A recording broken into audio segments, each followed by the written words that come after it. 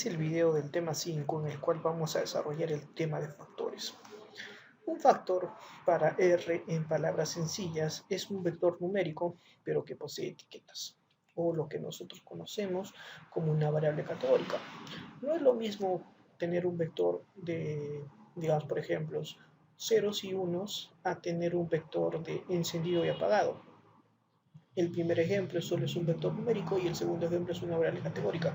¿Por qué se llama variable categórica? Porque los elementos de esas variables poseen una característica o poseen una categoría.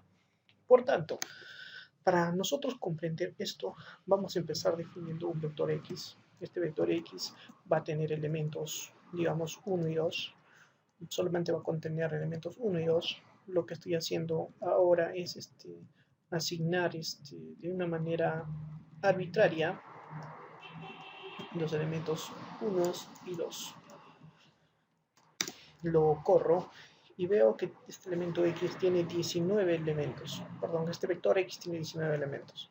Si yo deseo saber la frecuencia de este vector X, yo puedo usar el comando table, el cual me va a permitir ver la frecuencia de los elementos.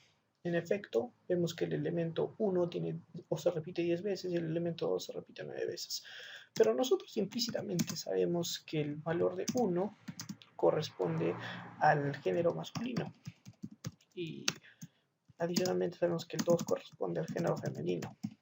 Entonces, no es lo mismo tener un vector de unos y 2 a tener un vector o una variable que tenga masculino y femenino. Son distintas. Entonces, nosotros vamos a tener que convertir este vector X en un vector de masculino a femenino. ¿Qué es lo que vamos a hacer en R? En R vamos a tener que usar el comando factor. Este comando factor va a tener la siguiente sintaxis. Vamos a tener que escribir factor, luego abrir los paréntesis y luego vamos a indicarle qué vector queremos que se convierta en una variable categórica o en un factor. Posteriormente vamos a tener que asignarle los niveles. Estos niveles van a poder ser caracteres o numéricos. Y por último vamos a tener que indicarle las etiquetas. Al igual, estas etiquetas pueden ser caracteres o numéricos. Eso va a depender de lo que uno esté queriendo tener, ¿no? A ver, si yo deseo crear el vector género, el cual va a ser una variable categórica, entonces lo que voy a usar es el comando factor. Luego voy a indicarle el vector que yo deseo que se convierta en una variable categórica es X. Posteriormente le indico los niveles con el argumento levels. Y yo sé que este vector X tiene elementos 1 y 2, por tanto, los niveles de este vector género va a ser solamente 1 y 2. Y por último, le voy a asignar las etiquetas con el comando labels. Entonces, las etiquetas van a ir en correspondencia a los niveles. Es decir, si 1 es masculino, entonces primero tengo que escribir masculino. Y 2, que es femenino, tendría que escribir femenino en la segunda parte. Una vez que tengo todo esto, yo puedo correr toda esta sintaxis.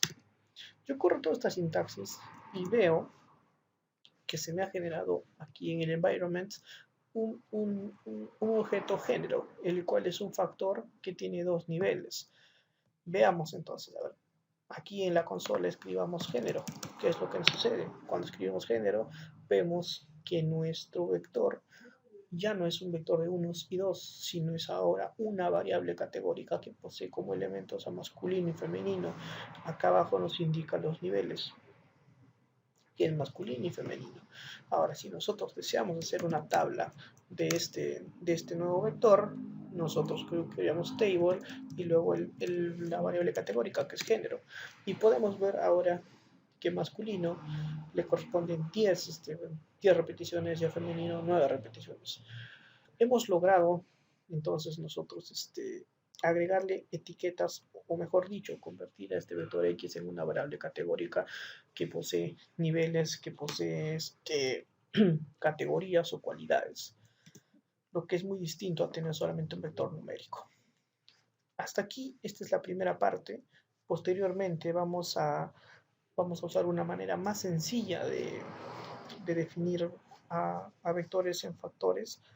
Luego vamos a hacer la sintaxis para factores ordenados, que es muy importante, es decir, los niveles tienen un orden, no es lo mismo, no son iguales, son, mejor dicho, no valen iguales.